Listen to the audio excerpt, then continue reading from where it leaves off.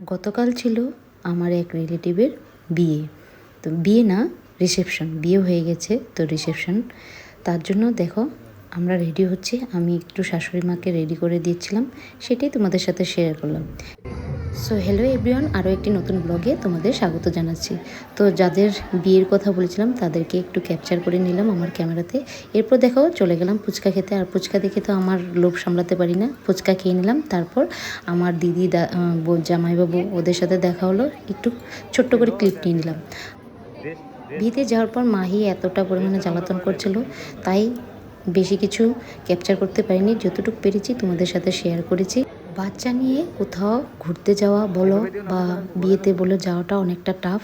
কি করা যাবে? তো এরপর খাওয়া দাওয়া করে ফটো তুলে আমরা বাড়ির দিকে রওনা হলাম। আজকের জন্য এখানেই সমাপ্ত করছি। আবার দেখা হবে পরবর্তী ব্লগে। ততক্ষণের জন্য টাটা, বাই বাই, ভালো থেকো, সুস্থ থেকো।